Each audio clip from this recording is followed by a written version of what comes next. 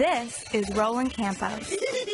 After years of living in New York City, he's experienced it all. From burgers to bonbons, Roland has taken more than a bite out of the Big Apple.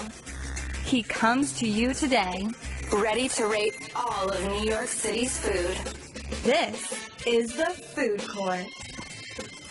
Hello. Welcome to another edition of the Food Court. We do have a busy show. If you have any questions, call in at 866-969-1969. It's 866-969-1969. Of course, I have the Cuban, my co-host, Carl Ruiz. Hola. And we have Josh Orseski sitting in. Ozerski. Here we go.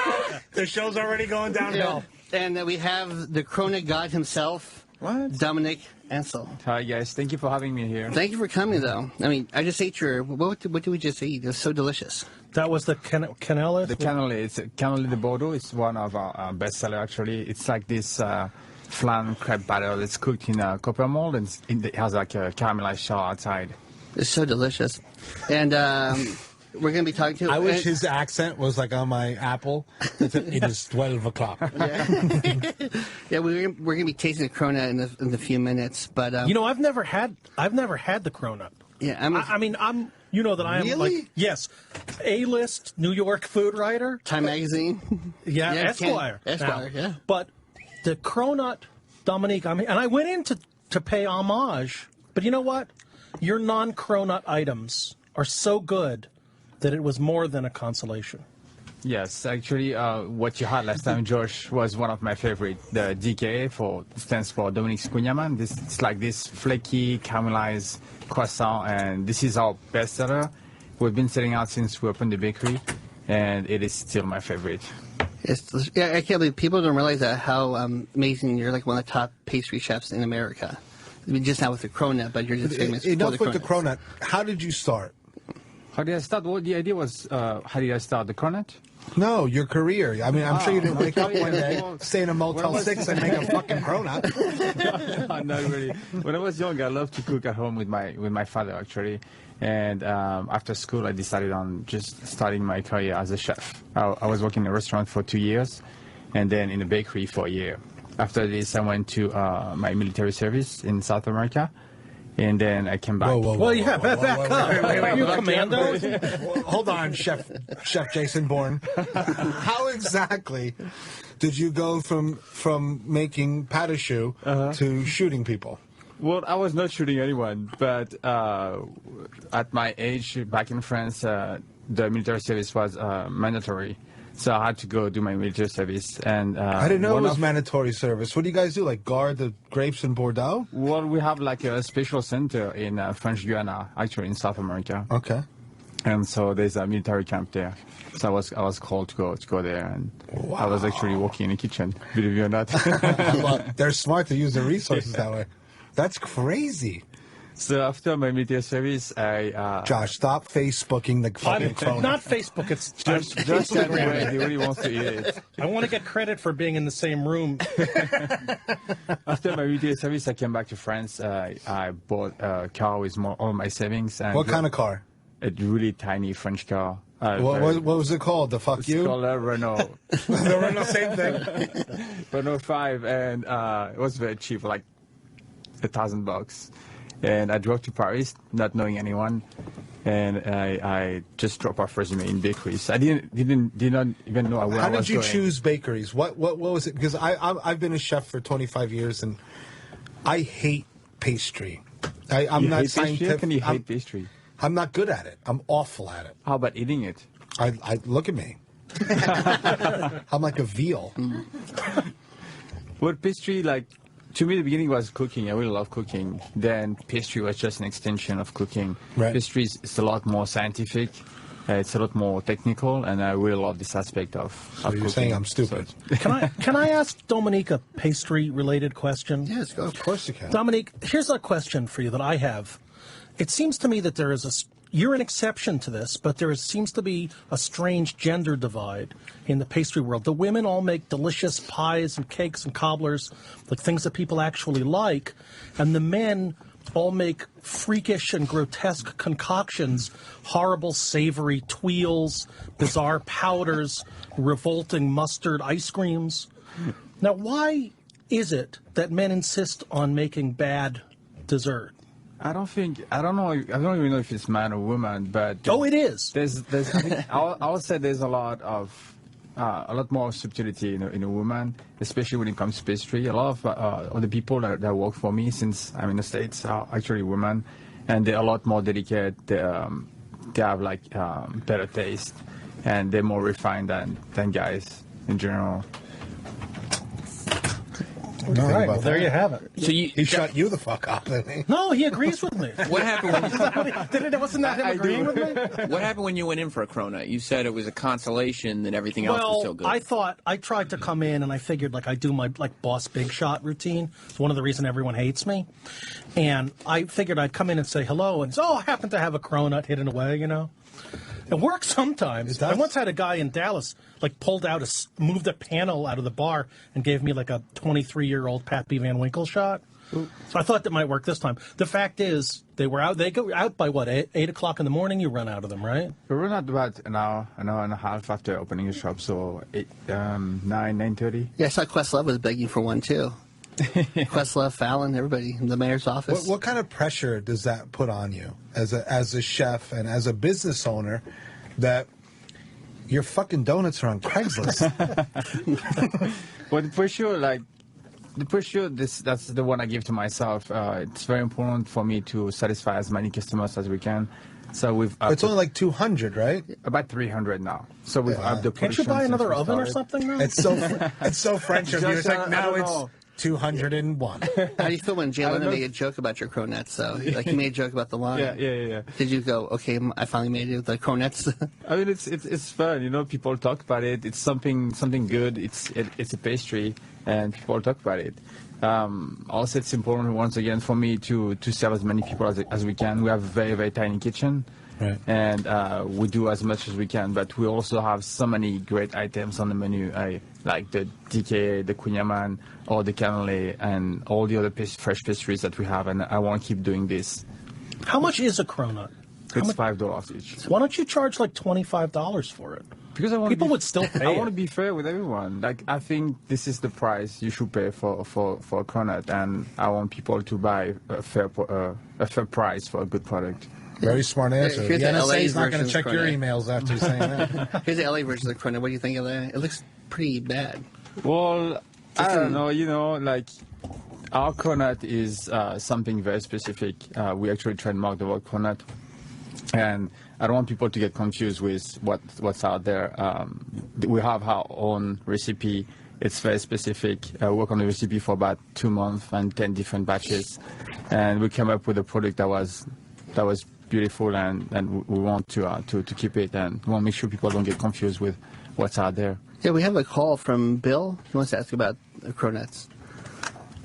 Yeah, I was just curious about salami.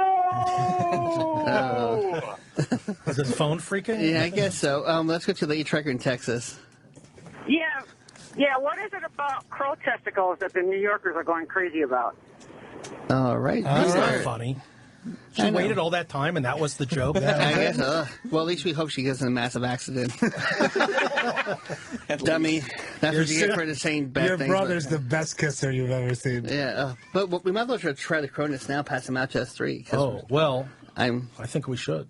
I'm ready. Is it really going to be? Yes. Well, there's 6 pieces here. Well, this one's not cut. Well, here, I'll just eat this now. Why don't you make more? I don't understand. How come? Why don't you make more cronuts? It's a fair question. Why do I make more? Because we have a large selection of pastries, and we have so many beautiful things. We have a very small kitchen.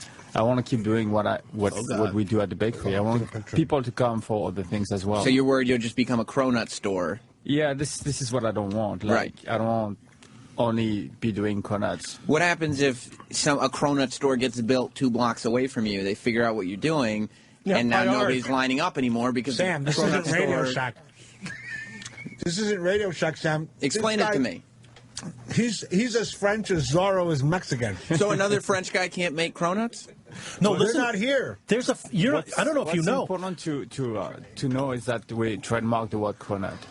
You did? Yeah, we did. So we want to keep our creation and our product preserved from what's out there. Dominique, you are a fucking genius. Thank you. I've been told this before. Is this a new flavor for July? Yes, actually, this is the Blackberry and Lime. Oh my god! Wow. So you can see the dough is very, very flaky, like almost like a croissant The dough. cinnamon and the sugar Very just similar. melts. And the cream is very light inside. There is a fresh blackberry jam, and it's rolled in lime sugar. When you bite into it, you get the burst of flavor. It's beyond. I'll wait 5 hours in line for this. Oh my god, it's already gone. What do you guys happen here? I don't know what you expected. This was what's funny? Even though that cronut was delicious, Oh my god! whatever that is, I love it. Okay, I'm going to go out. I'm gonna tell you, I get it, I understand it, but I enjoyed that as a chef. That was perfect. And the other one's even better. The MK or whatever. The DK. The DK. Oh, that's amazing. Okay, this was the first time I ever had the cronut. I'm going to go ahead and say I'm not in love with it. I mean, I don't eat jelly donuts. I do. I like salty and savory and light and buttery, and that's all those things. But I'm not feeling all the sweet filling. I don't look for that in a I like it. I think it's great. I understand it. It's great. It's not greasy. It's not, it hits all the marks. Perfect. But whatever the fuck that thing is. You want another one? Yes. Yeah. So this is the amazing. The cannoli de Bordeaux. Don't curse at me in another language. It is it is like a flan crepe batter that's been cooked in a This is one of the best things I've ever had. You should see when they first come out, too. I mean, if you ever want to have a picnic, this is what you want to have as a dessert. It's perfect. It is perfect. It's absolutely like perfect. Small, like 2-3 bites. The texture. I actually have one every afternoon. They have also, you get like hot black coffee and one of those. Forget you get about that. You get that eggy thing in which I love about French pastry. I think this is better than a cronut. And I'm think so, sorry. too. I know that you're. No. You know, actually, the DK, the Cunyaman is my favorite. Like, it is like this flaky caramelized croissant. It is a specialty from Brittany in France. And my version is different. It's a lot lighter. There's a lot less butter, a lot less sugar, and you can eat it all day. Yeah, we have Frank from Brooklyn has a question about it. He was online for a cronut. Frank? Hey, what's up, guys? How you doing? Love the cronuts, man. I was online for an hour and a half last week, and just the pleasant surprise. I never had one before, but I ate two in like 30 seconds. Perfect. Just tremendous, and the guys there that work there, they're all nice guys, and it seems like, they have a lot of other items, and I'm looking forward to trying some other ones. It sounds like you guys like them. Do you worry that, like... So that was Josh I'm already in the bag. Yeah. But did you almost had a fight break out, though, in the cronut line that you take care of? Because people are just getting nasty? Well, there's people that assholes. We call them. There's people that try to get in line. Or it was in the beginning. It was difficult for me to manage. I was in the kitchen. Keep in mind that we're only 6 people inside the shop, and there were about like 200, 250 outside. We have 3 people up front, 3 people in the kitchen every day, and there were about 250 of them outside. So we really try our best to serve everybody the best we can. Yeah, I go there a lot. It's delicious. I mean, your people are so nice all the time. Yeah, I'm there every morning, opening the door and welcoming everybody. It is important. This is a violent city, though. If I'm not mistaken, it was in front of this building that a man literally stabbed someone to death to get a gyro. What? Yeah, there was the white sauce was so delicious that someone. This is a true story. It was in front of this building. It happened. Shut up. Imagine what they would do for a cronut. Let me ask you a question. Have any of your employees turned into assholes once you got really busy? Because I own restaurants, and what happens is, we get on TV, we do something, and then all of a sudden it's packed, and then that great manager thinks that he invented the cronut. No. People, my staff is very kind. They really understand what we're doing, and I really customer service to me is very important. And I really expect them to explain everything to our customers, the way we sell it, the way to eat it, the way to pre-order it, because we take a few pre-order. There's like what dictates a pre-order? So we take pre-orders 2 weeks in advance. Every Mondays at 11 o'clock, if you call the shop, you can get pre-orders. but it's pretty hard for us. We're still a small bakery in Manhattan, you know. We only have one phone line, and we have hundreds of people calling. So don't all call on Monday 11. This is a blogger's paradise. It's almost, you can almost say, like, listen, I mean, I've been in the food business my whole life, and now things like this are unbelievable.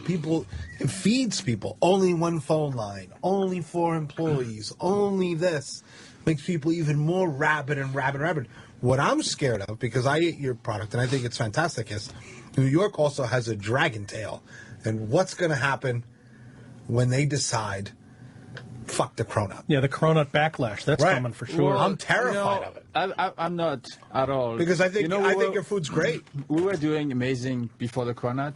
And even if the Cronut ends tomorrow, we'll still be doing amazing. No, I know doing amazing, but one thing is doing amazing, and one thing is selling someone's fucking Cronuts on Craigslist. Yeah, this can't sustain. But I don't think you want it. Like, I remember when Eric was doing surf and turf at La Bernardin, and like 70% of the orders were like he just had to take it off the menu. You probably don't want to be just nothing but the Cronut, man. Yeah, exactly. That's why we like limit ourselves to 300 every day, because we reach the maximum capacity, and also we want to keep doing all the other like beautiful items. Very smart. Yeah, because your chocolate croissants are to die for. Thank you. Yeah, I eat 3 a week. I work out and then walk to your bakery and eat 3, then walk home in shame. Walk 3 a week or 3 a day? 3 a week though. Like, tell me you don't stop and get a bacon, egg, and cheese sandwich on the way. It's like a talking fucking seal. I do. I try to go, I'm going to eat 1, and then I had your iced coffee. I go, oh, it's delicious. I walk by pizza. I go, I'll have a slice to build my dinner. And then I realize I go home and I cry, and then I have another chocolate croissant. I wander East Village. I'm like, God, why doesn't Josh have an app yet that I can just find out what he likes to eat? Yeah. Like that pizza thing he had that he pissed everybody off. Yeah, we have good pizza. We have another call. Pizza. It's 866-969-1969. Peter from New York. It better be good. Don't be an ass. Hello. Ass. Hello. Hello? Hello. Yes. Verizon. Chef Ansel, it's a pleasure to be speaking with you. Thank you. Thank you for calling. I wanted to congratulate you on the enormity of your success. And actually, we have a mutual friend who actually I was assisting you with finding the bakery, Miss Estelle Lamont. Mr. Who, sorry? Estelle Lamont, who was the this call's not going the way he hoped. Atelier. Ah, okay. Do you know him? He doesn't know you, asshole. See you later. Next. Hey, Ron from Maryland. What's up? Ron. Hey. Well, you know him, too? Shut up. Cronut sounds a lot like donut. Aren't you? All right, bye-bye, Ron. You're just a fucking asshole, high too. call of caller. I know. These guys are assholes. But, I mean, I'll tell them right to their faces. Are you guys... Is there like a next thing you're trying to invent or trying to create, or you just keep on? I mean, you have amazing products anyways. I mean, I always since we opened the bakery, keep on creating new things. Could you make a necklace out of these things for myself? For you, so yeah, I can walk sure. around with an amulet. You look cute with that. Think you got like a fat guy's emergency, like for low blood sugar. We just eat fat one. guy necklace. Yeah. That's delicious. So I constantly try to push myself to create new things. We're doing this something fun for the summer. When I was in Istanbul a couple of years ago, I had this chewy ice cream consistency. They beat the ice cream, and it's like it's chewy ice cream. Yeah, chewy ice cream. Oh. That was very fun. So I really want to do something like similar. So I've been working on a frozen s'mores. Wow. It sounds like an Iron Chef episode. So it's based on a marshmallow that you can freeze. That is actually like very chewy. Inside, I put a vanilla ice cream coated with some chocolate crunch on the outside. So this is inside the marshmallow, and I put this on a stick that I smoke. I smoke a stick of wood, and I stab the marshmallow with it, and we'll be torching it to order. And I will hand it to you. So instead of having a cone, instead of having like a cup, you will handing a stick of marshmallow ice cream. When are you going to start doing that for the store? Probably very soon, in a couple of weeks. Oh, wow. Why don't you just open a Cronut store, like down the block? And that way you could have your bakery and sell a ton of Cronuts. I love the bakery. I love the product we do, and you can do both. He's French, Sam. Then you never understand. You'll never understand. He's up at 3 a.m. every day. This whole country thinks blue lobsters taste better. What, they don't? No. I never even seen it. Fresh fucking lobsters taste better. These are delicious. I would open a Cronut store. Of course you do, but you're not him. No, I'm not. Are you guys doing the Cronut lottery, though, to kind of ease the line? Actually, yes. We just started last week. Cronut Express? We're gonna put a fishbowl at the bakery after we sell out every day, and we invite people to drop off a business card in there. And every Friday we pick up the business card, we call someone, and we invite them to come choose a day and pick up the Cronuts. Oh, nice.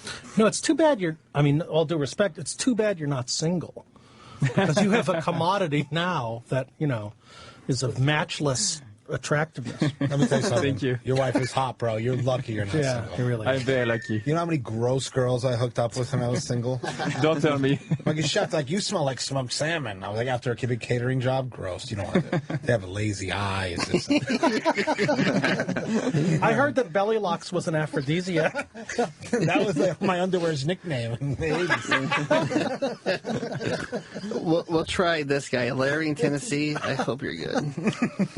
Larry? Rolando Campos, thank you for taking my call. I'd like to ask your guest if you would consider, just when they start to taper off, just sell the whole Cronut concept to an entrepreneur, let him take the idea nationwide, and your guest goes on to the next thing. Thank you, broke Shark Tank. Fuck this guy. That's Larry. Oh, he's a good guy. Larry. That's not an unintelligent question. If you could get like a few $1 million for that, and then just continue to do your art, because you are really an artist. Sorry, Larry. I've always thought that. I think it's very important for me that everything I do in life, I put all my heart and all my love in there. Starting a Cronut shop eventually someday, but it really has to be the right time with the right person, and it has to be well done. Just give me the recipe and let me start a Cronut shop, for God's sake. There's money on the table. Chef, do you have a T-shirt? A T-shirt? I don't. Or posters? Posters, yeah. God bless you. I think that's the beginning of the end. I tell all the people, like, when I eat something that's great and someone all of a sudden like, oh, yeah, you do this, and they hit me in the head with a T-shirt, I know it's over. Do you sell the posters, though? Don't ever make a T-shirt. We do sell posters at the bakery, yes. At the bakery? Oh, nice. That's so 70s French. I love it. Is there a DeLorean on the poster? No, it says keep you high on the Cronut, not on the hole. Do you like it? I love it. I love it. Simple. It's pretty. I'd love for you to sign it like in silver marker. I'll make a special one for you. Exactly. Yeah, I love that.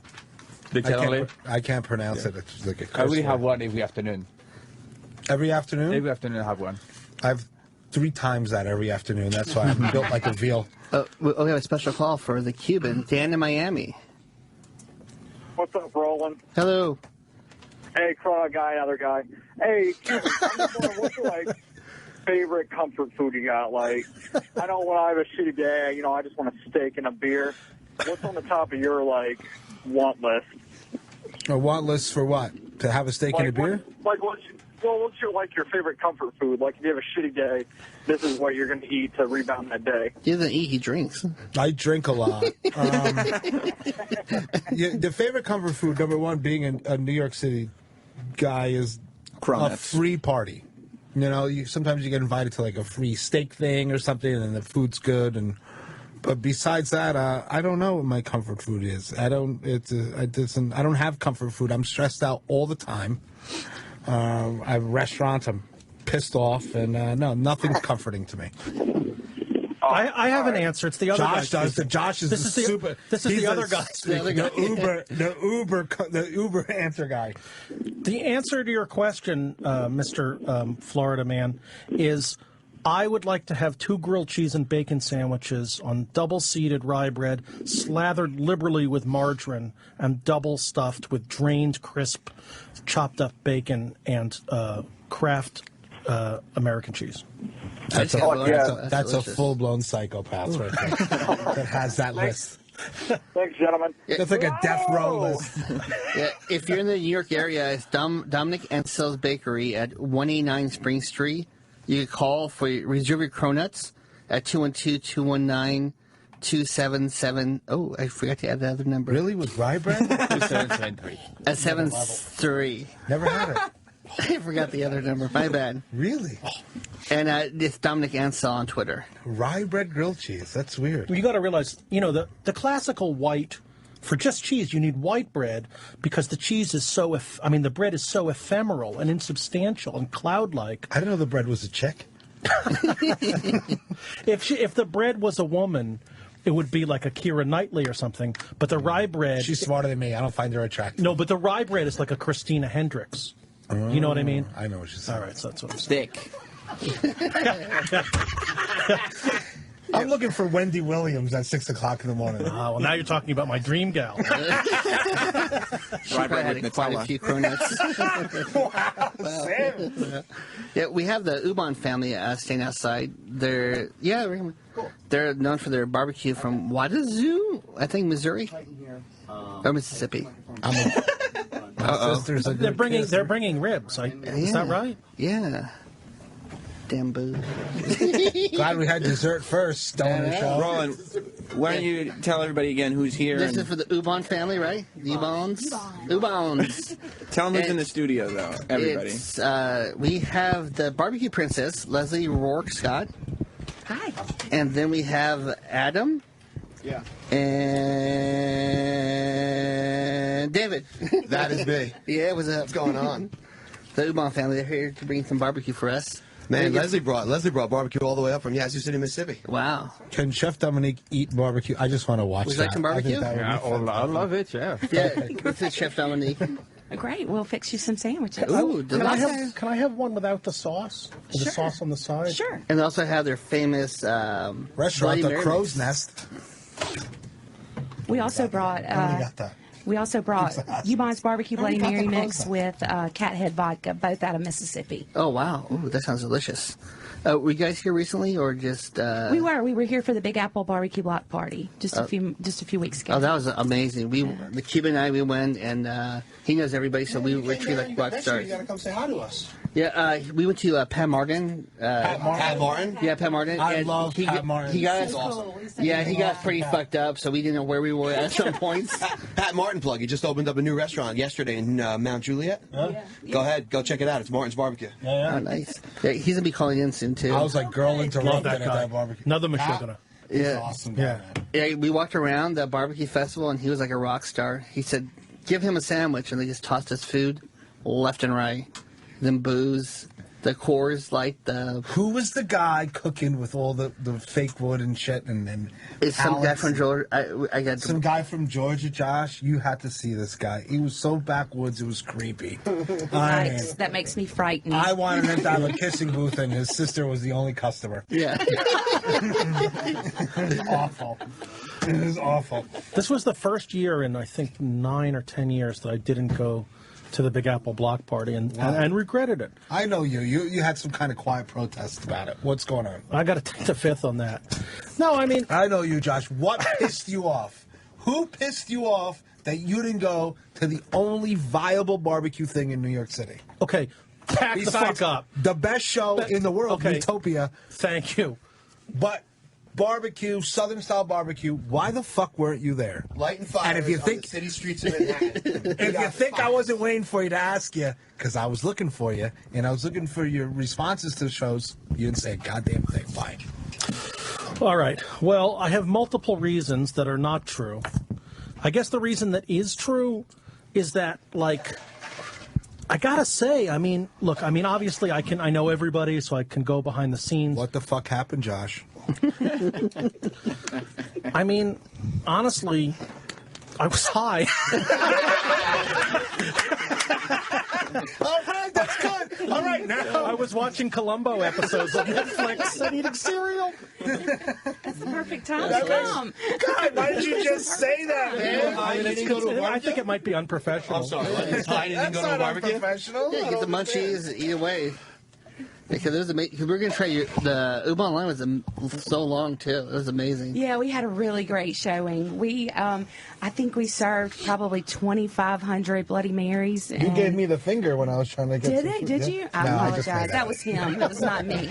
I would never do anything like that. I'm a sweetheart. Maybe you were telling me I was number one. It could be that. That's exactly what I meant. I have a question. Sure.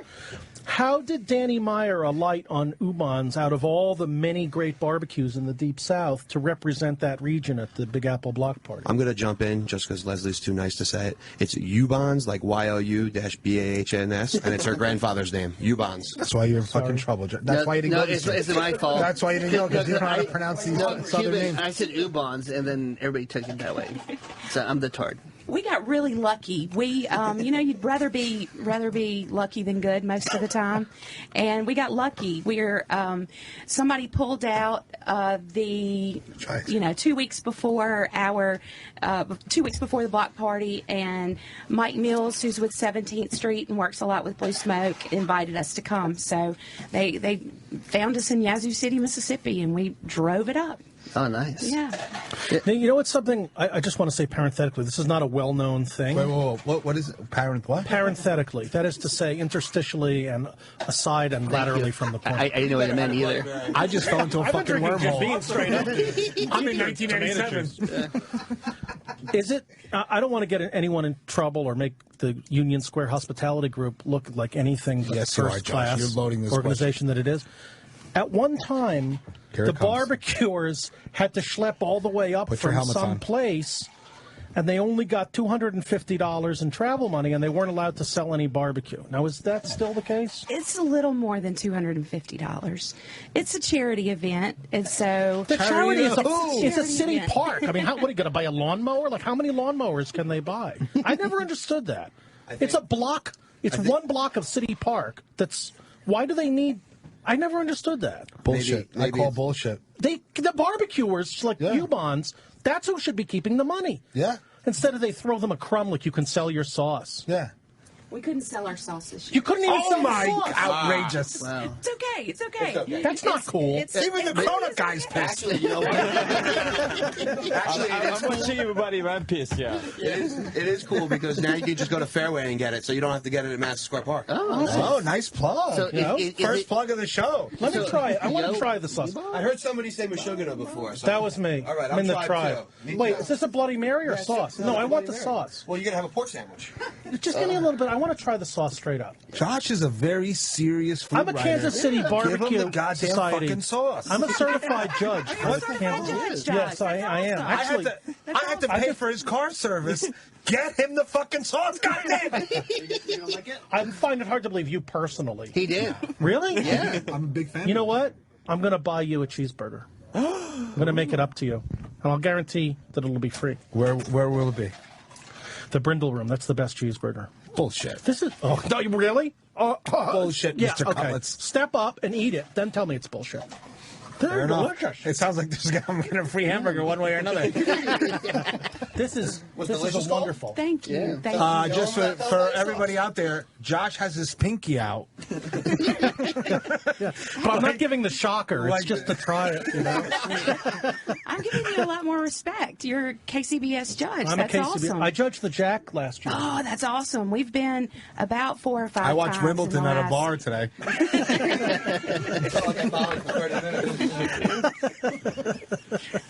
Well, got culture. I need more Culture, of this bitches. bourbon. Culture. Can someone get him the You want a Bloody Derby? We got a Jacqueline Raposo introduced us to a Bloody Derby at the block party. She came up on us and she said, I never drink I want drinks that have bourbon the in my same Bloody name as Mary. strippers. We had never heard of it before. A little golden rule: never drink a drink that has the same name that can sound like a stripper. India to the floor.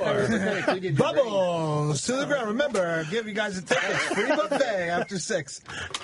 We'll start with our guest from Dominic down. So this is Leslie and Gary Roark. Gary Roark is the pitmaster. He's Leslie's father. And this is their pulled pork. You see the nice bark on it? Ooh. Let me get a little of that, Mr. Brown. There we go. Watch. We got rolls. We got sauce. Drink. Did the rolls make it in here? Smells good. Where are you at? So is it Ubon's or Ubon's? It's very good, but it would have been better if you pulled it here. Helping somebody? It would have been so much better if I pulled it here, but we cooked it in Mississippi, so. You cooked this in Mississippi and schlepped it all the way up? Yeah. Delicious. I have to take care of you guys. What was the fuel? Is it hickory? What's the fuel used? It's hickory. We use What's the biggest mistake that people do? Like I would 24th love of July. I would is love coming for up. Josh to make the sandwiches as a professional. Can I do that? Yes. Yeah. I consider that a great honor. Yeah. Oh, there's the brioche one too. Because that way I don't have to listen on the blog some bullshit. Oh, the balance or too much No, salt. forget that. I know what I'm doing here. There you go. I'm not using that brioche either. I am. It's not gay. Gay. It's delicious. Gay. Call me gay, Here. but that shit's good. What we really need for a job like this is white puffy rolls. Have you guys listened to the news this if you week? want to call There's in, no longer gay. 866-969-1969, 866-969-1969. How horrible for me to say that on the day of the gay pride I got parade. 2 words for you. Paula Dean. Listen, I got no, it's not like that. Let me tell you something. I am brioche. very deep in with the queer community, the LGBT community. No, I've been adopted as like a queer person. You're in not the best Cher, sense of the motherfucker. word. You're not Cher. Where's the You can sauce? still get in trouble. Right there. Oh, is it really? You're not allowed. I guess you don't say gay anymore. It was a universal adjective when I was No, you don't say a younger gay. man. You don't say nothing. You say happy. Or light on their feet. Or talented. So a question came up in the back of the room. It's a Boston butt. It's half the shoulder. The Boston butt was cooked over hickory Who the wood fuck is and in the back royal of the oak room? charcoal. The guy right behind you.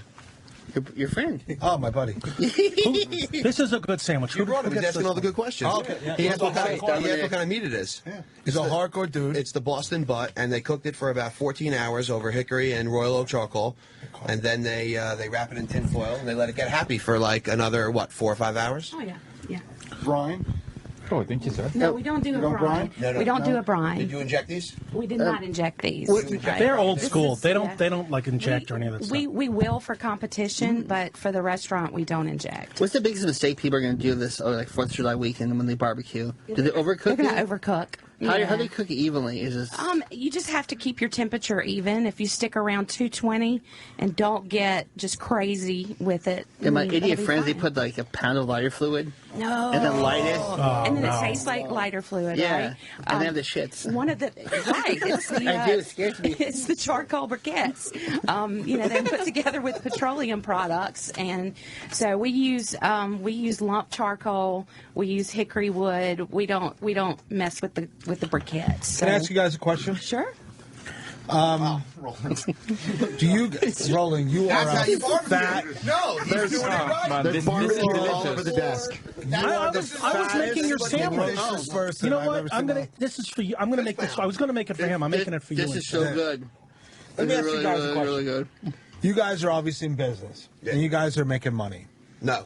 When you No. What happened? What do you mean? We just started this. Ubon's has existed for like 30 years as a barbecue entity. Okay. But this enterprise to sell the sauce and the Bloody Mary mix started about 12 months ago when my brother and I left the NYMEX because it went electronic and there was no money down there. How much in debt are you? Oh, that's a hard question. That's like asking a man his question. penis I size. or know. something. Adam likes to tell people that, listen, we're not digging a hole, but we're staring at the fucking shovel. So probably $500,000, right? Anything worth doing is worth doing, right? $500,000 is it? So That's what's so how noble the- about how- barbecue. Let me tell you something. The stuff you got is great, Thank you, man. We and appreciate good, that. and good luck. And New York's a tough market. I mean, New York can fall in love with you. It's awesome. Roland, for those at home, Roland just took the sauce, and it was good, though. He went over a garbage pail, so he didn't get the floor completely, but he poured sauce all over everything. It was amazing. But it needs to be known that there is sauce and pork all over the desk here. It's so delicious. I'm so happy. Is he going to eat that later? If I can Probably. if I can freeze you like Han Solo right now, you're so gross. So, and here's the greatest thing: the Bloody Mary mix is all natural, gluten-free, no chemicals, no additives, no preservatives. That's what I was worried Pull the shit about. out of the bread. That's what I am. And as a pull the bread. 300-pound fat Jewish kid from New Jersey, that's what I always worry about in the barbecue pork business. Hey, did you guys actually invent the sauce like in the bathtub? They said. Actually, the story is that my great-grandfather made the sauce up in a number 3 wash tub and started with a boat paddle. It was passed on to my grandfather, whose name was Ubon, and then to my What's dad. the number 3? I'm from the projects. We all had number 1 back then. What does the number 3 mean? It's just a big one. Okay. Yeah, You see the Ray Charles movie? The one with the little kid? I don't watch those kind of movies. If you want to see the delicious barbecue, ubons.net. Gotcha.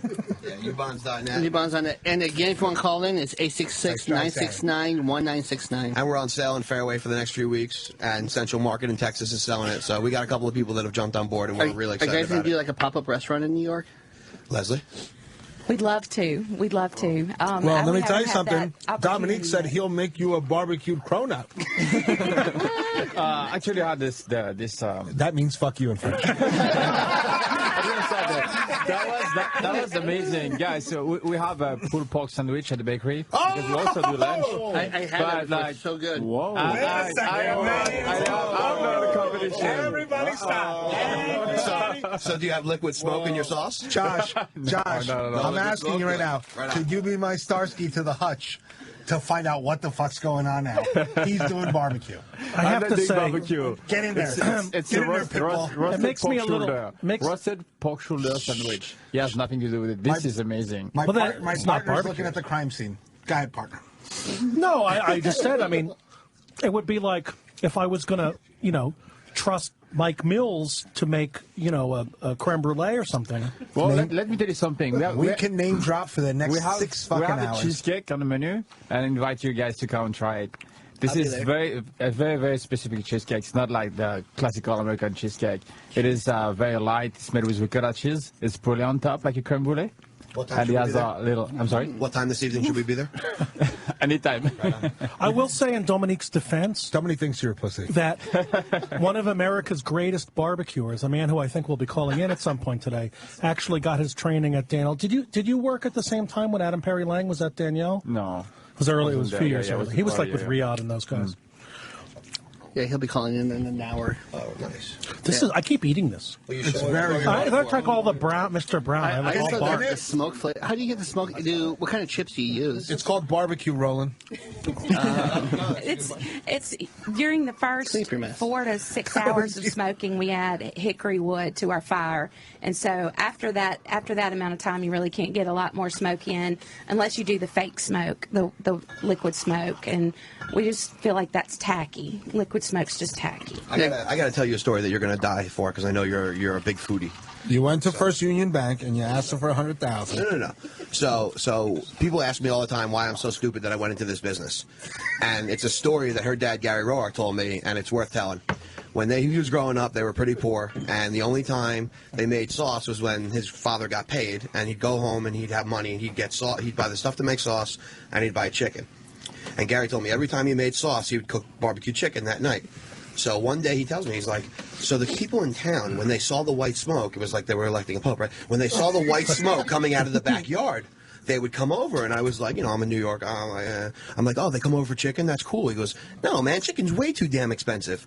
But if he was cooking chicken, he just made sauce, and they were coming with tubs and milk bottles and whatever else they had at home to fill up with sauce to bring home. Because he knew they had just made sauce. Oh, man. And I was like, anything that has that kind of a story behind it, I'll get involved with. Yeah, that sounds delicious. Great story, but Dominique still thinks his barbecue is better than yours. His roasted pork shoulder? It's like, I'll put my money against a French guy any day. Yeah, but the French guy's smart because you guys were like, what gives you the right to make a pork sandwich? And he goes, let me tell you about the cheesecake. Very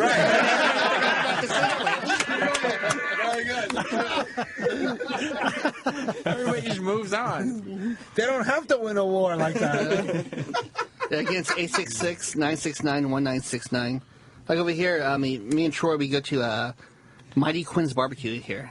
That's like we figured that's like In my professional opinion, Here we go. That's why he's here, because he says, Roland, you're an idiot. No, you don't know what far you're from talking it. about. Far And from it. I'm going to blog about your the mighty creepily Quinn, tight gray T-shirt on Monday. He's saying go back, you go swim and get your people off the boat. He's like, this guy with a B cup told me to come to the radio station. Really? Let's see that as more of a BC. Listen, I'm a B cup, so he's a C. Go double B. It's all natural, though. No, I would say that... I'm an F in my mind. I would say that is the best barbecue restaurant in New York and one of the best barbecue restaurants in the country. I just wrote a big piece for the Wall Street Journal, and they were the star. How's Dallas barbecue? Horrible. It's some of the worst food in literally. It's worse than what you would get at the Grover Cleveland Service Plaza at 2 So you're in the saying morning. 700 people a day eat there? It's like ketchup. All imbeciles. They're all imbeciles. All imbeciles. Every one of them. You know what it is? My mom. They drink giant blue Bourbon Street drinks and eat the greasy onion loaf, so they're like so happy. And who wouldn't be? But the barbecue's It hideous. tastes like the sauce is like ketchup. How about Adam Perry Lang? How about Dallas? Well, okay. Adam Perry Lang is, in my opinion, the greatest meat chef in the world. Because you like him. No, that's why I like him. His barbecue This sounds like a Jewish crush. His barbecues. He in competition when he's making barbecue himself. There is no greater barbecuer in the world. That's what I'll go ahead and Really? say. Yeah. Or any grilling or anything. You think he can win a Grand Royal? He already has. He's the only man that I ever. You know what? Let me ask you, Udons. Do you know anybody? Udon. Is that what I said? Let me ask you. Udon. The Star Trek grill grew. Ubons. I'm sorry. But no, seriously. Did you ever hear of anybody getting a perfect score in ribs across the board at the final judging? It doesn't happen often. And we cook primarily in the Memphis Barbecue Network. We don't cook as much KCBS as most teams do, but it happens, but it's very, very rare. Very rare. Rare as plutonium. Yeah. You know, I don't mean, listen, anyone like you guys, you do real barbecue in the most painstaking, labor-intensive, unprofitable way. You deserve credit that Adam can't, really claim to as a, I'll throw it just as a genius. I'll throw it out there. The U-Bonds, before my time, did win Memphis in May, first place shoulder, and they've got 3 top 3s and 10 or 12 top 10s. Memphis in May. We've got a trophy from the Jack. We've got some stuff like that. We've been competing since about 1989. So wow, that's we've been really around impressive. For the old school, I mean, this is delicious. What's up next for the U-Bonds? Let's see. Fancy What food is up show. next? Yeah, we're doing the Fancy Food Show this weekend. And Booth 4642. Come by for a Bloody Mary. you can tell he's my plugger. Yeah, you have amazing. You don't seem to be from Mississippi. No, I'm the fat Jew in debt. I felt like I'm the fat Jew from Short Hills, New Jersey, who's in debt.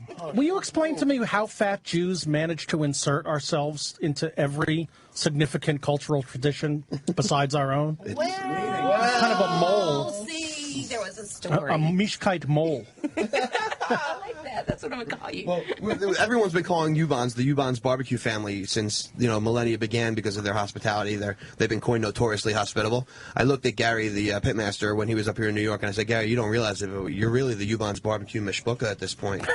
And he lost his shit. He didn't know. He didn't know whether he should go blind. I mean, he looked at me and said, I sure hope that means family. Yes, it does, man.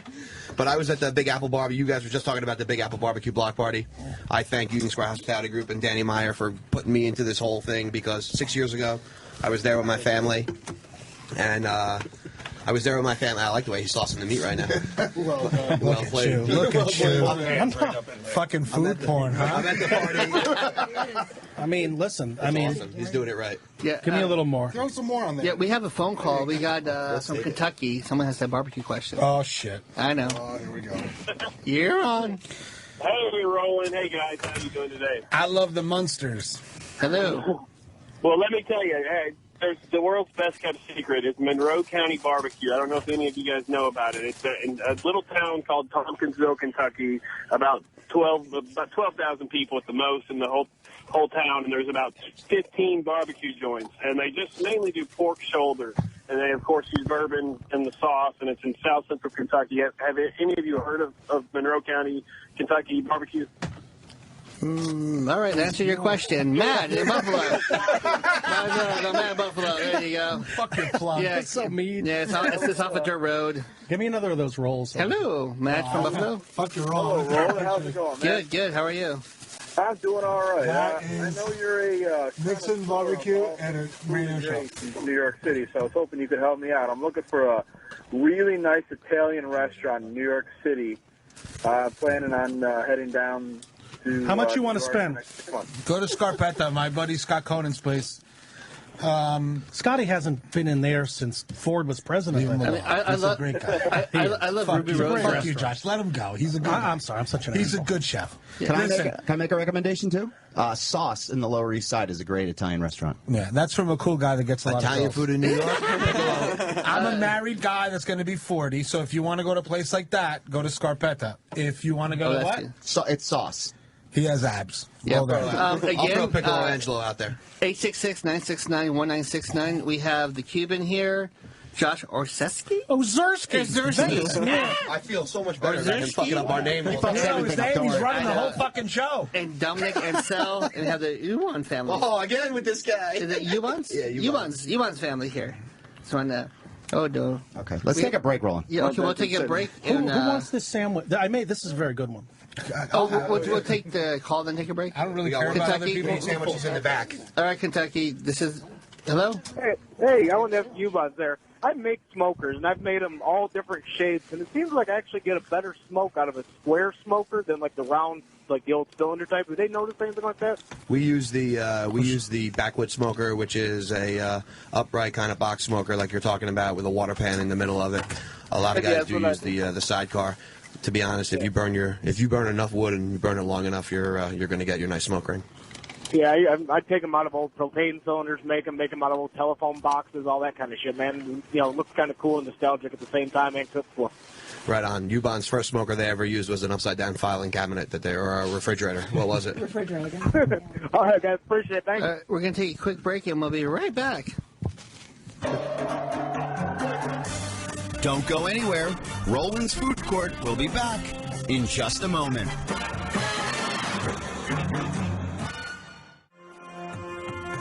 We are back with Roland's Food Court. Give us a call. 866-969-1969. Hello, we're back again, as Troy said. 866-969-1969. Dominic Ansel had to step out. He's been up since 3 a.m. He gave us the delicious cronuts and other delicious pastries. I like that. We have the Cuban Carl still here. And we have U-Bonds. And we have Josh. Josh is putting pulled pork. Josh, no, it's bark. Josh is dumping pulled pork into his shot of Jim Beam. Ew. That's like a And I'm gonna cocktail try we it. used to call it. Try it. That's up country. Delicious. Is it good? It's like the first time I kissed my sister. But that was The yesterday. first time I kissed your sister was better, though. The fourth incest joke today, by the way. Jamie Lannister. It's only been an hour, buddy. I'm getting married in 2 weeks. That's true. I miss my sister. You know who's doing my wedding cake? Ben Israel. And cue number the 8 crickets. He's an amazing pastry. Not the Ben Israel. Yes. I never heard of him. Obviously a Gentile. So, who has been Israel? Fuck you.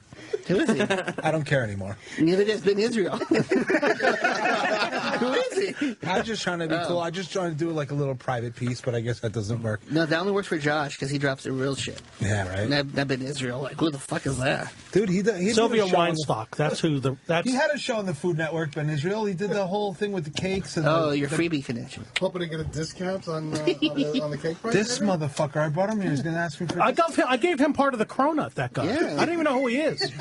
I gave him part of the cronut, and I He gave just him got one. out of jail. He looks He would like. have taken apart anything. I hope he's not AB. That's all I can say. Yeah, I was reading Josh's article about Matthew Leahy. That's a great. Oh, I heard of him. Leahy. Yeah. All right. Yeah. Yeah, You I were was saying? reading your article That is hurtful. about the Brooklyn scene, about now the new trend is no reservations. Is that the new hip Brooklyn scene? Well, okay, I did two pieces. One was like my hate piece on Brooklyn, and then the most recent one was about. Like, Whoa. What? Hold on one second. Yeah. He's just not going to glaze over that nuclear bomb. What the fuck was that all about? Okay, I believe that Brooklyn restaurants mostly blow, and I don't feel that has Blow what? fact has Blow been like schmod. I really feel that. Okay, like it's not. There are restaurants like this in Manhattan that are grotesquely overrated, that have insolent Like service. what? Give me two. I mean, I don't want to say the names of them. Say the first name and then whisper the phone number. Okay, let me say this. There is a famous, well-hyped restaurant on the Lower East Side that everyone is just crazy about, which... McDonald's. Exactly. No, look, I mean, to answer Roland, to answer your original question, the whole no reservations thing, it's what I would think of as the Cronut principle. New Yorkers, yeah. Don't be talking shit about people that just he wasn't left. talking this shit Listen, when the French I guy have the highest regard. You were rubbing fucking pastry on your nipples with me. He had raspberry lime ice all over his You better man the fuck up, man. What do you think? What is this shaped like? A big black nipple. No, I was thinking a butt plug, but anyway, the point is... Obviously two different tastes. Look, the no reservations thing... The no reservations thing is just a way to manipulate a hyper-conscious, like socially hyper-aware, freaky, patronizing, stratified Manhattan dickhead principle that basically values scarcity more than quality. That's why people go in there, they only care about the cronuts. The guy's got 15 different kinds of magnificent pastries, and nobody cares. They just want to be the only guy in the office with a cronut. Yeah, we have on the hotline Brett Eldridge. He's from Nashville, Tennessee, a country singer. He has a new album, Don't Ya? How's it going, Brett? How are you? Okay. Kind of a non sequitur. I know. I've been drinking a lot, Brett. I apologize. That was one of the best transitions I've ever seen. I took too many shots. I apologize. Martha Ray is here. Dynamite dropping, Monty. I apologize for Slick that. Rick's coming up. Tim Conway up and next. the Wu-Tang Clan has India to the stage. The Wu-Tang with their peach pie cobbler recipe. Peaches is here, and Herb.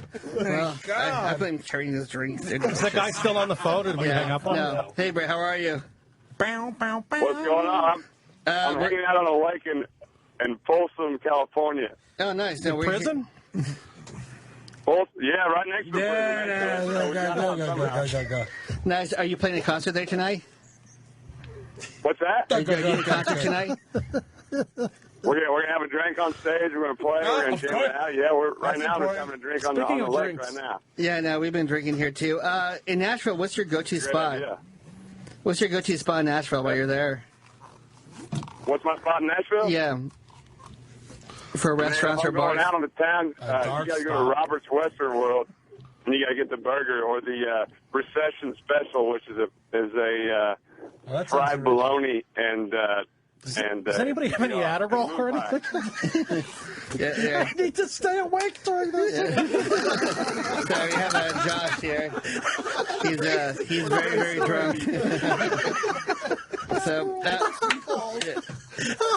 sorry about that. Josh is wasted. So when's your next single come out? City, I didn't know I had enough. Oh, when's your next single come out? I have two drunk co-hosts. My next single's coming. My next single will be out in about a couple months, but I'm on one right now called "Don't You." That's I miss the Beastie Boys. Beastie Boys. How much is it? Yeah, but we're. Yeah, man, we got a song out there called "Don't You" right now, and I got an album coming out in August, so I'm just working on all that. All right, thank you. Yeah, we're wrapping up the show right now, so it's Brett Eldridge at BrettEldridge.com. Thank you for calling Brett, though. I'm definitely buying that album, though. Well, we're running out. Sorry, we ran so late, though.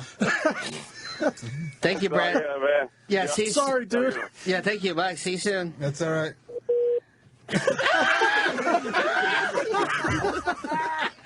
What the fuck? You fuck with the bull and you get the horn. Two guys from Brooklyn. You gonna put Brett Eldridge on? I know. Who is he famous? No, he owns an antique shop in the What the fuck do I know if he's Yeah, famous? you might as well be making your wedding cake. He's that famous. That's a long way from Pearl Harbor, Sammy.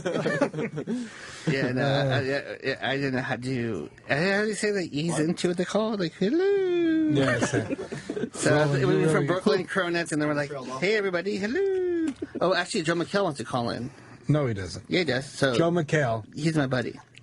So be nice to him. Oh, you fucking. I thought damn we were right. talking about me this segment. Joe McHale's calling. He's more important than you. Joe McHale? Yeah. Did he own the hamburger restaurant? Oh, no. That guy? Yeah. Oh, I've seen him on TV. On Watch television. your fucking mouth, and he's No, calling. no, I'm sorry. I take it all back. Here we go. I just sent him the number. Joe McHale will be calling in any second. He's a good friend of mine. And a friend of the shows. A friend of the shows. Well, he's not as big as Matt Israel. Oh, Jesus Christ. Matt Israel. He's doing my wedding cake. Wasn't he the first minister? cost me 2 G's. Wasn't he the first prime minister of Israel? The number is 866-969-1969. 866-969-1969. Again, the number, because Loudy here. 866-969-1969. Roland, while I we went wait to for the Jewish talk summer soup camp. guy to call in, would you? Paula, did you marry her? No.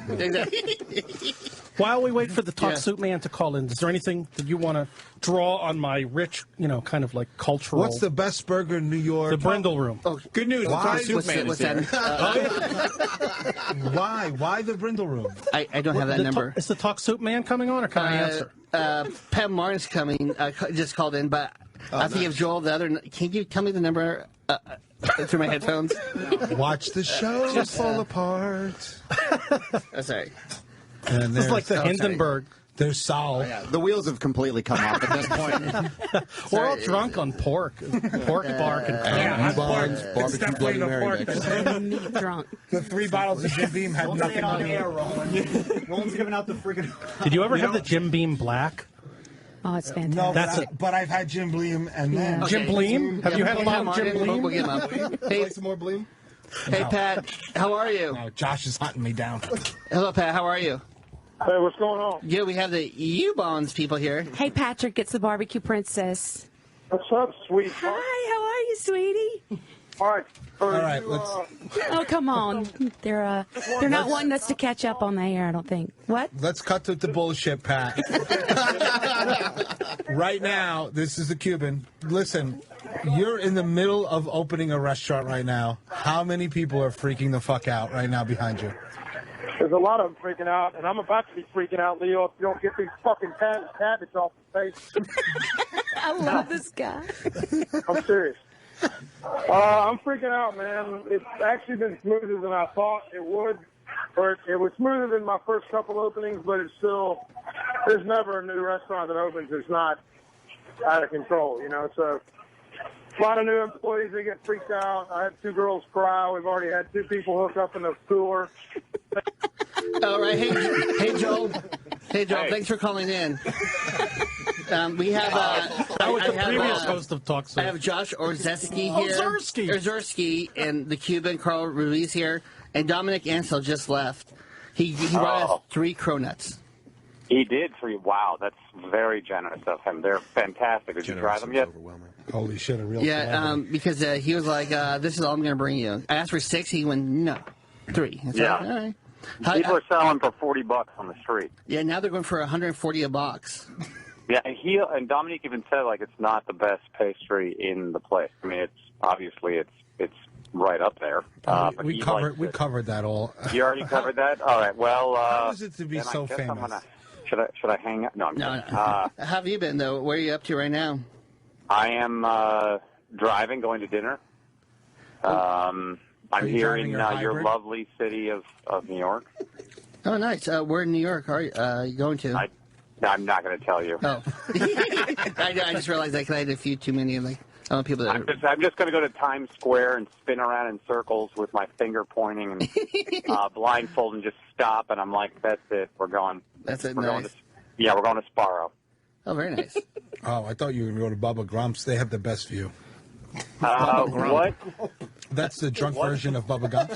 Yeah, this is no one knows that one. His uncle. This slur brought to you by Jim Beam. Yeah, no, this is that's the Cuban. He's my co-host, and he's drunk, unfortunately. I would go to a place that just serves that. That would be fine. There should be. What's your Mr. Cuban? Yes. What's your favorite restaurant in the city? My favorite restaurant in the city is Barbuto. Pretty good answer. But not a bad answer. Jonathan Waxman. It's the most simple place. I can bring every type of asshole that I know, and there's something there for them. Yeah, and we have it's very Josh here. simple. The food's clean. It works. I'm never embarrassed taking someone there, and any guests that I bring there is like, what's this or what's that or what is this? What's that going to be? And I think that's very important in the modern world is taking someone somewhere. No, that's for real. Like a city isn't judged by its like global destination restaurants, like it's Alinia's or Danielle's. It's like the local restaurant that people go to in a neighborhood. My place is like that, and not far from there, Commerce. Oh, same exact kind of same thing. You know, same kind of thinking. Like, and that's where we go because we're not famous. Where do you go? Oh well. What do you mean we? Thank you.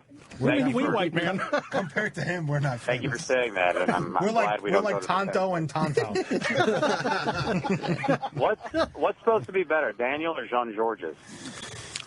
Who's going to answer that? Because it's well, political. Josh is the expert. Josh answer because he's sweating and eating pulled pork. Honestly, Danielle sauce. is for flawless and impeccable service and old school atmosphere. Jean George is more modern if you have a kind of a progressive avant-garde taste. Personally, I hate to say it, not to alienate anybody, but I'm all in with the Ripper. For me, the Ripper is the chef in New York. Buddy, if you hate soy sauce, don't go to Jean George.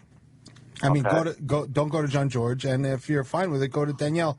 The thing was, these are big restaurants where you're going to look great. I would pick Danielle to take a date. Yeah, just because they have a recipe for their flower bouquet when you walk in. There's an actual Nobody recipe does in that. the kitchen. Nobody gives that experience. And like every day they change the flowers and they do everything. And there's a little French guy sitting in a skybox in the only air-conditioned kitchen in the city. Yeah. He's in a fucking skybox. If you're a and big next shot, to him- you can get the skybox. Yeah, there's a picture of him holding a fucking goose. Wow. So you're making $8 an hour, fucking turning carrots, looking at a picture of your boss holding a goose. Jeez. That's where you Now, want to eat. It's the closest How thing. is Il Molino? Can I field this one? Go for it. It sucks. Anybody that goes there is a dope.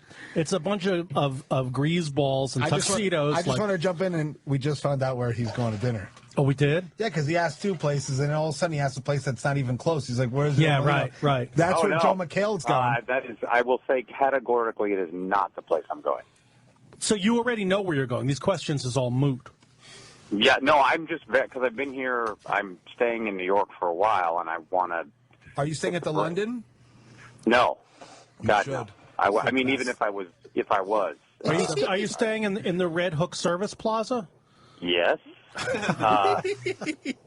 Now we have a restaurant in LA called Animal, and do you guys have anything similar to that here? No, we care about food here. Oh wow! Oh, that's okay. I mean, listen, Animal is a better version of 723 restaurants in Brooklyn. Wow. If you want to if you want to step up and be in New York and eat real New York food, like forget about all them like places you're talking about. That's like all for like altar-cockers and tourists. Stop yelping, Mr. McKay. Look, I'm not from here. Why would I know any of this? Well, that's why I'm telling you. You have Yeah, 5 but I feel restaurants like I'm off the top of my head. You're talking to a food writer from Time magazine. No, it's Esquire now. I've moved on. You're not in Time anymore? You're The in Time Esquire? went out of business. They fired everybody. Oh. Yeah, That's another show. It's like the Sorry, dude. So, well, but I would say the restaurants you should look at are not like big If you want a big destination restaurant, it's obviously either Maria or Le Bernardin or Masa. Yeah.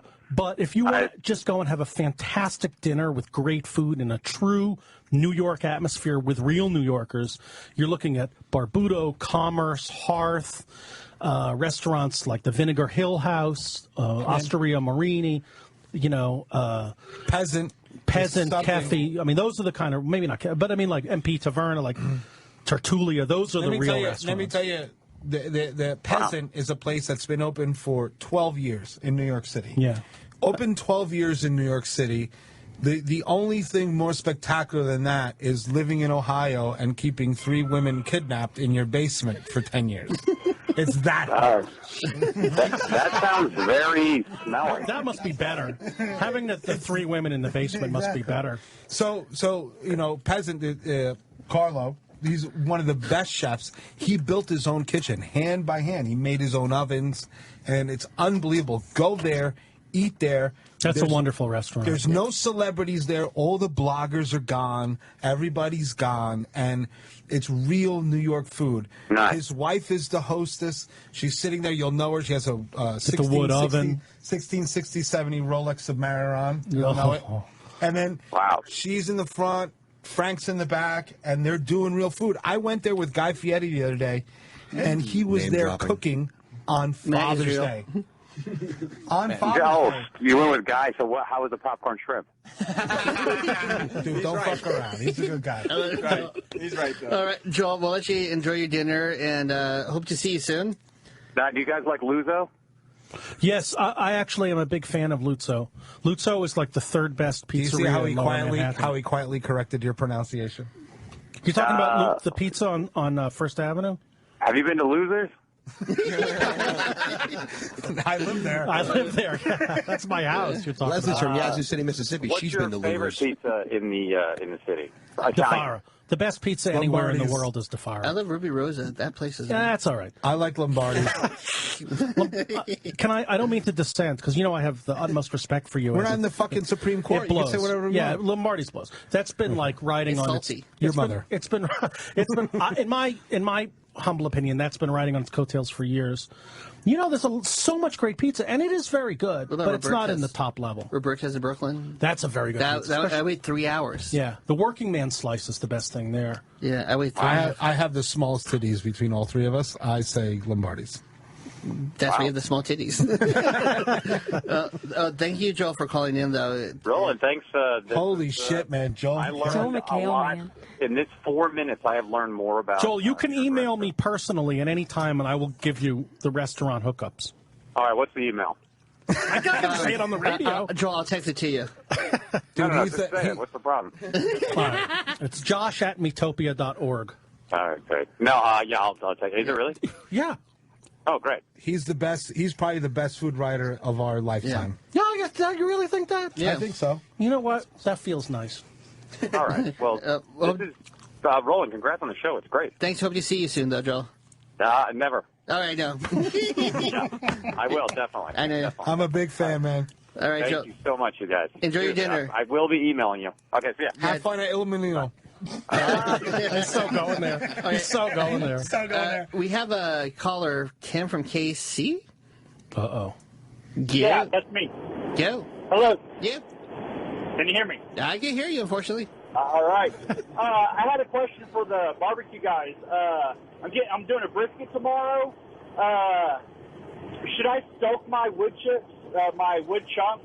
Bye-bye. I'm bored. Let's go to Larry, Tennessee. Soak my wood chips. Soak your The answer was no. Larry. Hi, for the U-Bonds, are there other barbecue styles that you will eat? Will you eat Eastern Carolina style barbecue or South Carolina style barbecue? I'll eat them all. They're so different from each other that it's like it's like different ethnicity food. It's not the same. I love Kansas City style ribs.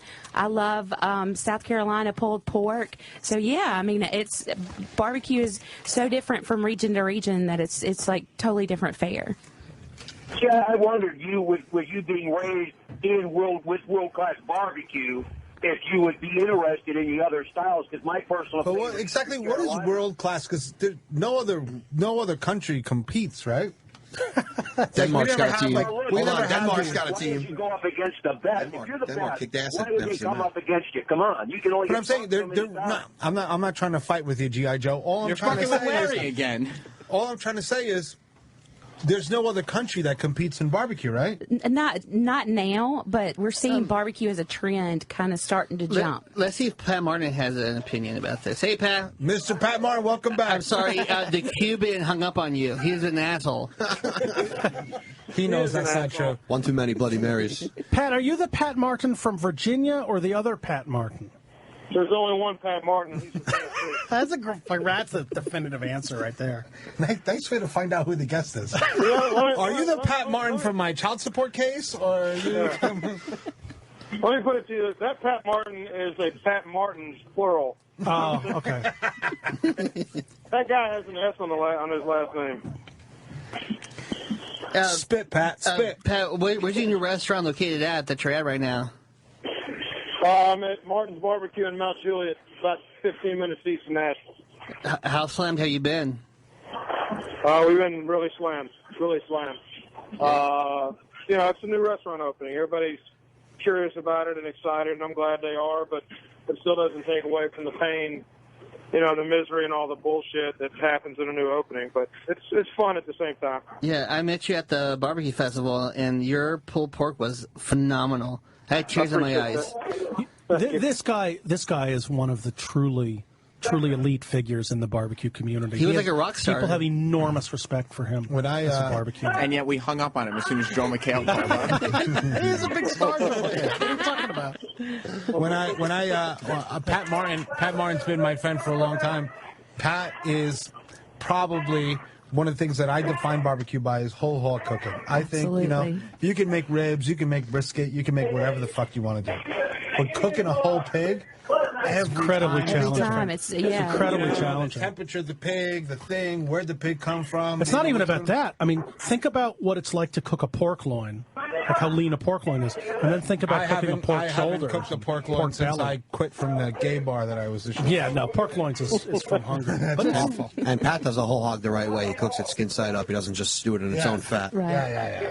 I mean, it's easy to cook a whole hog when you cook it skin side down. I mean, Pat took me to his rig and I ate his stuff, and then he took me to some other guy. What's that one where you get the skin and put it in the pulled pork? That's North Carolina where they chop the skin, Mitchell. right? Yeah, like that's Sam Jones. Sam Jones, that's the guy we're hanging out with. I have to say, I'm sorry. Oh, no, go ahead. Actually. No, I mean, Sam Jones Barbecue and Rodney Scott's Barbecue, from the Carolina perspective, that's the best pulled pork. That's the Ferrari of Yes, it is. Pat, what's that barbecue place you took us to that was like a rickshaw type barbecue? The guy that looked like Samuel L. Jackson with all the wood and stuff. What was that guy's name?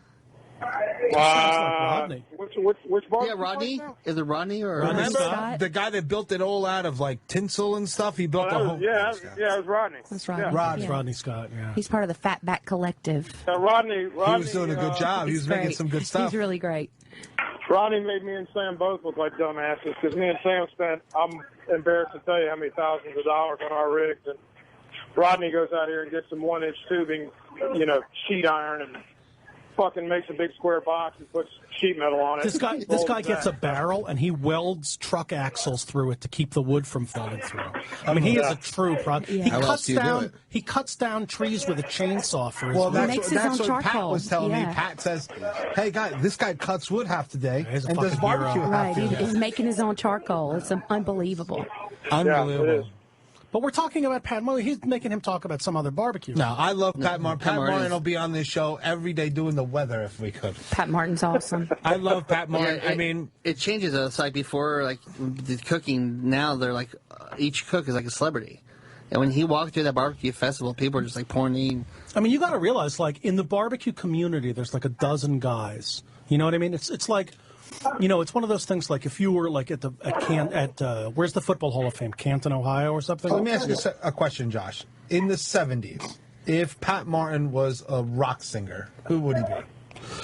Would he be the lead singer, Journey? No, I see him more as a David Allan Coe type. Yeah, definitely. Okay.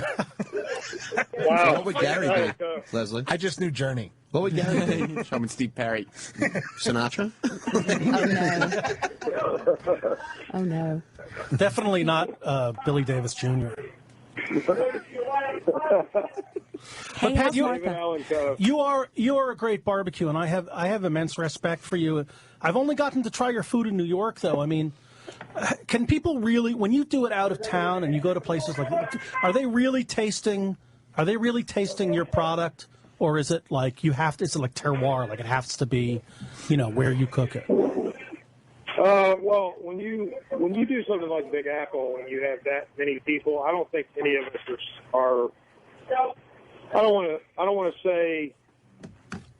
I don't think every sandwich can possibly be our best. It's very difficult, especially when you're dealing with, they're kind enough to give us 15 or so volunteers who, believe me, it's a humongous help. But it's so expensive to bring an entire staff up there and to make it all happen.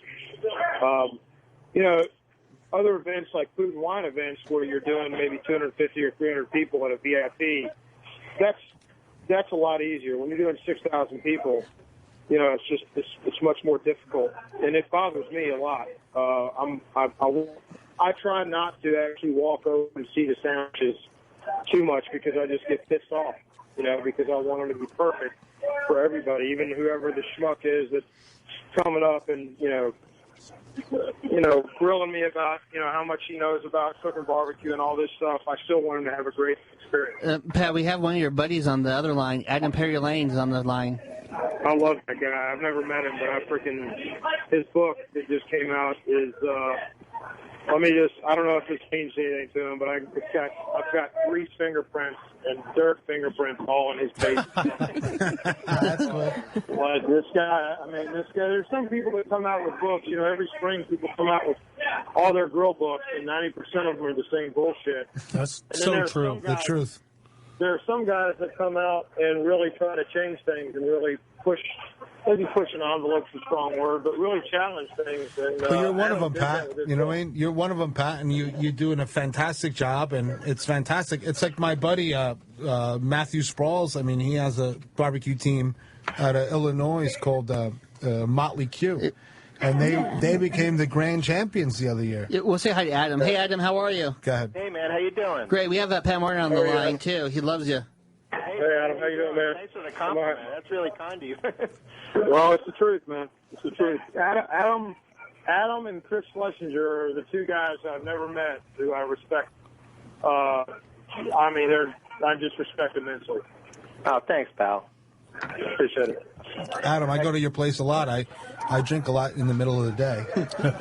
And before I go into Lincoln Tunnel, I stop and at the Penthouse Club. I got to say, I'll second what Pat says. Like, in my opinion, I've read every grilling book that there is to read. Adam is like, he's the James Joyce of grill. Like, he's the only person, he completely revolutionized. It's a new over there. Yeah, of course it's me. Hey, Pat, put your phone on mute so we don't hear the people going crazy in the back. All right, Leo, hold on. How do you turn this goddamn thing on?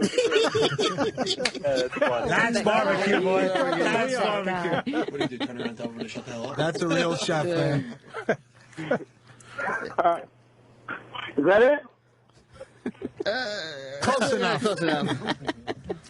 Can you still hear me? Yeah, we can still hear you. God dang it. All right, hold on. Adam, it's Josh. Hey, what's up, buddy? How you doing? I really feel like you are the meat guru's meat guru, Now, I wonder if you would tell everybody. Yeah.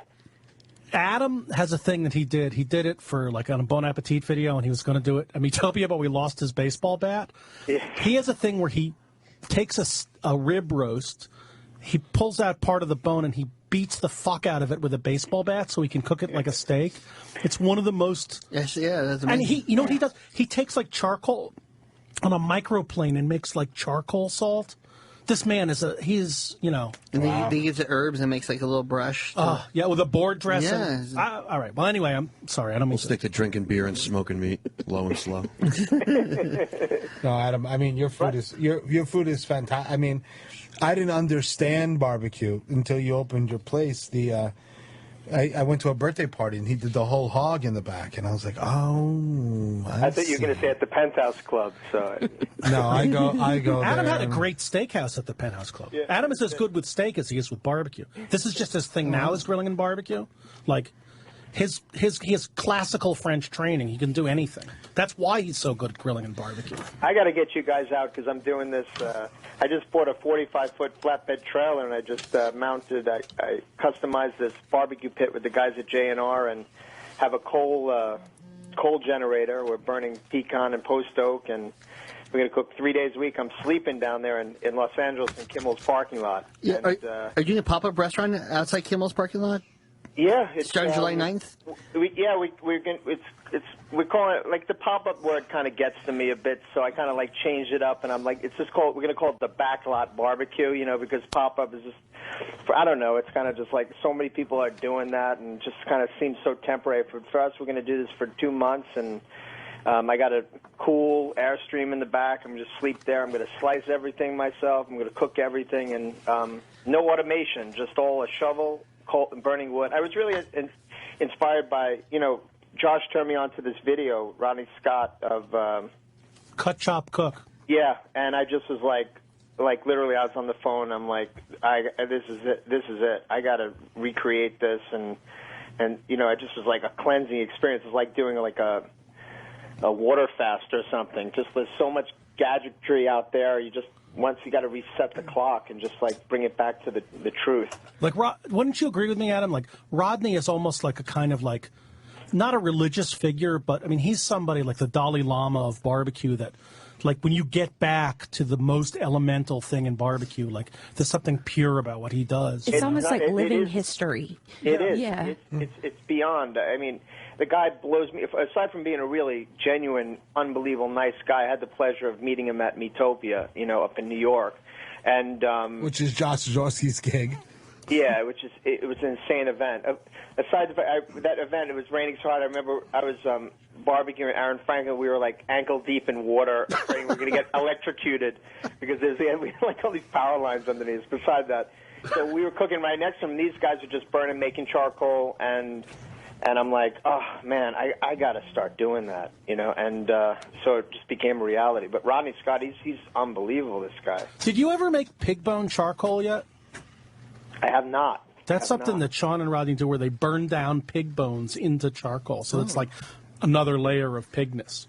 Interesting, man. I got to try this stuff, man. That's pretty wicked. Adam, look, I've like totally like elbowed out everybody in the radio show, but I emailed you last night. Hi.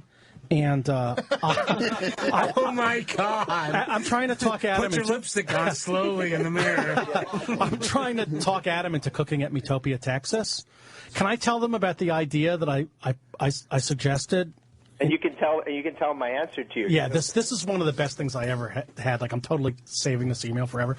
So like, I wrote him. I said, what if we took a whole side of beef, boned it out, which is not that hard. All the primals, like the meat's on the outside. So you boned it all out. If you're not fucking Voltron, that's heavy. Well, yeah, I mean, anyway, you bone out a whole side of beef. You slather it with bone marrow and caul fat and maitre d' butter and black garlic. Bone marrow. I will not talk to anyone that uses bone marrow in a fucking good. sentence. Bone marrow's good. It's overdone. Whatever. Let's say you take out the bone marrow and you put something else in. Fuck bone marrow. Listen to this. Listen. I'm upset. All right, Fuck forget the bone marrow. You take the whole side of beef. You're going his to cake designer, man. You take the. Listen to this. Listen. You take the whole side of beef and you roll it up into a giant brajol. And then cook it on a monstrous spike over slow embers for hours and hours. Okay. And I wrote it to Adam, and he wrote me back and said, "Is this God speaking?" I think that makes sense, but I think that like old primitive ways of cooking like that would have been on some fucking cave if it worked. What I would love to see is like the 1940s, 1930s. There was a thing they made that no one makes anymore. It's called a steamship round. Oh yeah, I got someone making it. I got a guy making it. That's a work of art. To me, I've never had a steamship round done properly. Tell them what it is, because it doesn't sound like anything. Go ahead, Adam. Oh, you want me to? Of course. You're famous. I'm not. It's the hind quarter of the animal, and it's just cooked in such a way. It's very ceremonial, even down to the saber that they use to slice it. But it's just cooked through. It's just this enormous, impressive, giant roast beef cooked on the bone. There's a whole ceremony how you carve it. Oh yeah, It's incredible. You know? It's like, literally it's the like, whole. It's like savoring the butt the champagne, and the leg, and like yeah. the whole thing. And I think steamship rounds, nothing Crown roasts are all gone, and all these things. Yeah, are well, gone. they don't They're have the so little cool. ruffles on the end. They used to have little ruffles. But you could buy them at Restaurant Depot for $8. Adam, I have a question for you. Okay, so but I got to just comment about the Crown roast real quick, because that's one thing as a kid. I mean, I thought that was the ultimate dish to ever. Me too, I mean, Adam. Just to look at that, and I remember requesting it one holiday, and we got it, and the butcher was so excited to do it, and I got it, and they put all the ground lamb in the center of it. Oh, well, tell everybody what it is. Not everybody knows what it is. But Adam, real quick, here's the problem that I have is that when I went to culinary school, you know, they had all these things, salmon and aspic, and they had these Crown roasts and this steamship round. And then I get out, and there's some asshole chef doing a beet puree with a fucking piece of roasted cauliflower, fuck you, and one lamb chop, and I had to produce this 700 times a night. Right, and I fell in love with the glory of late 70s. See, that's why when restaurant cooking. This is and it's exactly the gone. right guy. The first time that I ever met Adam Perry Langer, It's bullshit listen to now, this. like foraging. Fuck you, foraging. I foraged for my keys in the 80s when I'm all cooked up and I think the cops are coming. I'll forage for I my thought that keys. was Thursday. Whatever. That rhymes with 80s. Adam, do you remember the first time that we ever hung out? You made me a pork chop. And you put in cognac, heavy cream. That's what stock. I'm talking about. But that's our culinary school roots. Like That's the real you went to shit. culinary school, and you were sitting there, and they had all the lobster shells and the cheesecloth. You know what I mean? And you're making this fucking stock that takes 9 hours, and then all of a sudden, I go into the real world, and I'm cooking in a French kitchen in New York, and I have like gigantor tongs.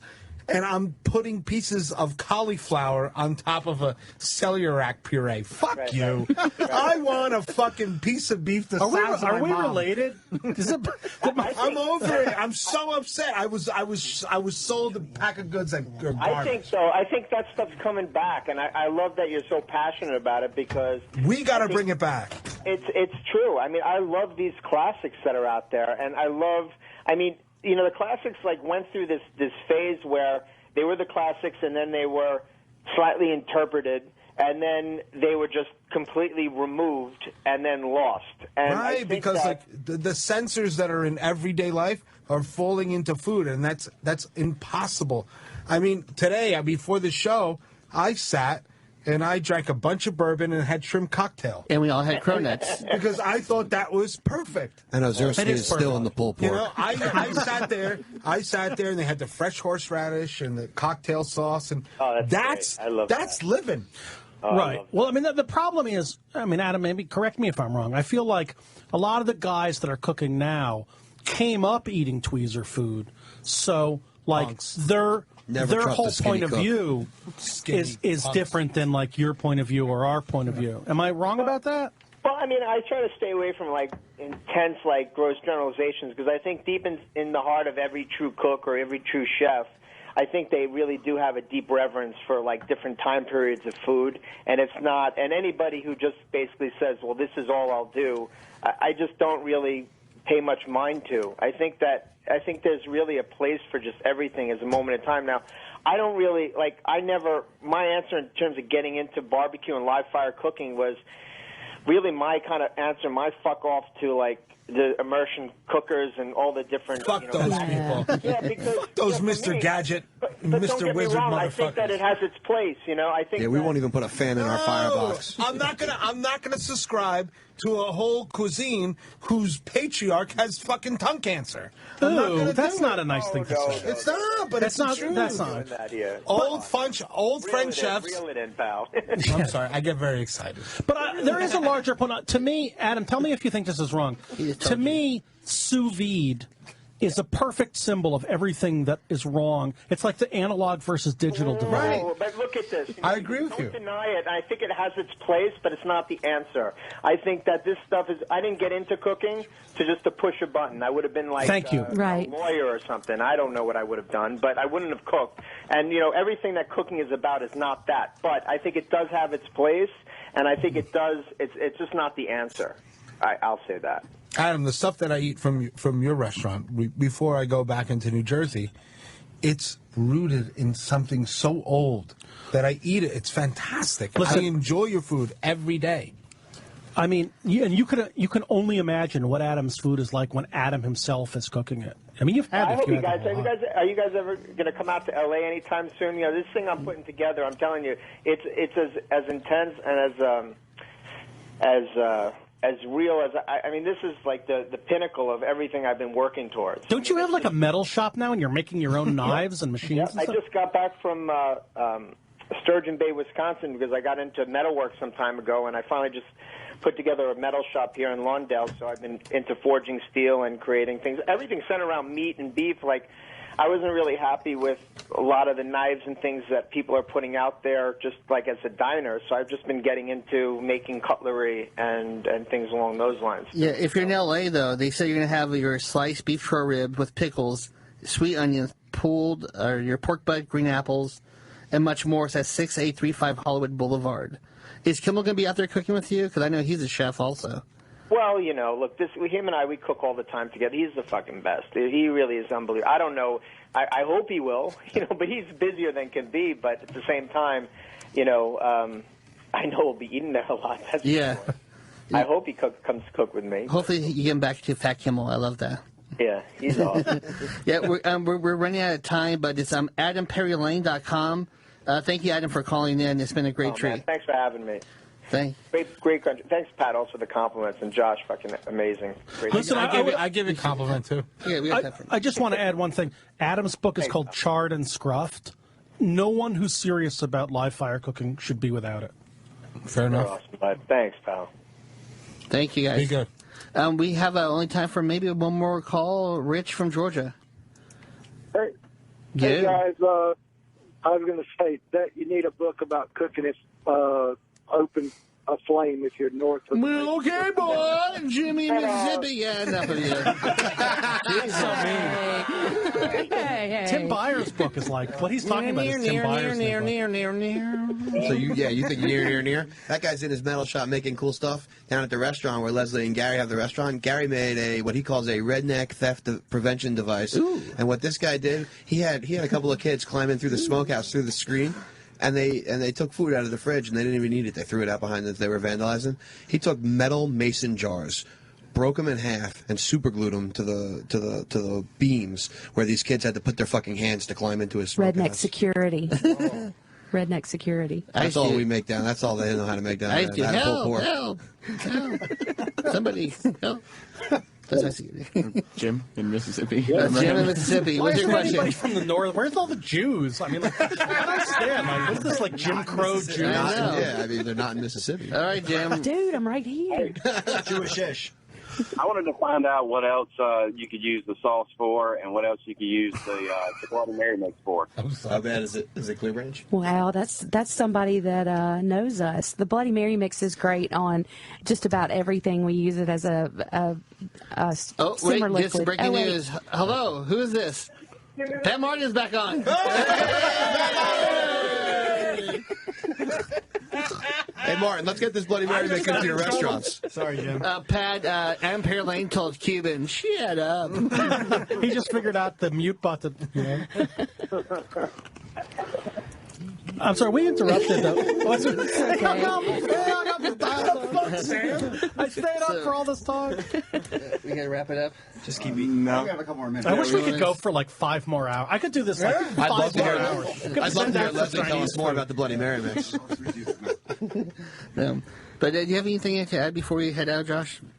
I think everyone should eat in all Metopia events. New York, Texas, London, and possibly Atlanta or Monterey. When's the next Metopia happening? The next Metopia is actually, I'm going to go ahead and say this. It hasn't been formalized, and the date hasn't been set, but we're going to have, it's the 10th anniversary of Metopia, we're going to have a small, elite, upscale 2-day Metopia at the top of the Mondrian Soho Hotel. Wow.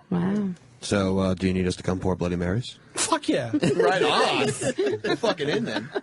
I have no events. What about? I'd like to be invited. What about Israel Klein that's making your cake? He's making my wedding cake, you asshole. Is that Chaim Mel? Nobody eats Chaim the fucking Melevitz? wedding cake. And the U-Bonds, thank you guys for bringing your delicious pulled pork. Thank And my you. buddy, It's our pleasure. and my buddy from Heartland Brewery, who brought all the booze for us. Yeah, fantastic. Thank you. Oh, well, Carrie Martin. we still have time. I'll throw this out there. Due to Carrie, I misjudged the time. So if you do have a question, 866-969-1969. I'm in trouble, man. I have a question. I'll be a call-in. Okay, long-time listener, first-time caller. I have a Midtown escort doing in-call service next Thursday. Nice. I'm looking for a girlfriend experience. What kind of egg foo young should I bring? The Cuban. Small noodles, because what you want to do is later you want to freeze it and use it as a sex pillow.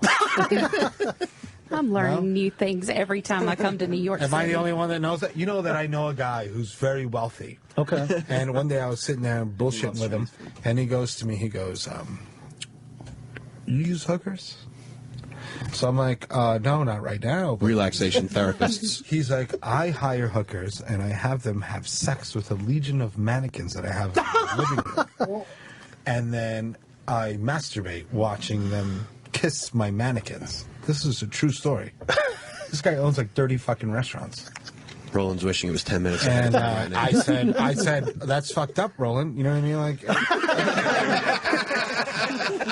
That's a lot of mannequins. I'll tell you, people who own multiple restaurants, I won't say who it is, but I know a guy who owns several restaurants. Your cousin. Listen, this guy is like a pervert's pervert. Tell me who he is. I won't say, but here's the Write cool it thing. down. Like when he talks about like what he likes in terms of a woman's bust, he's like, "Oh, I They like have to be 700." under, they have to be under 97 degrees. I think about 700 cc's. You know, What? 800 cc's. Are you serious? Yeah, because that's the silicone. Yeah, I get it. Yeah, I've been a guy for a couple days. I can't do my taxes, but I know what the fuck 700 cc's are.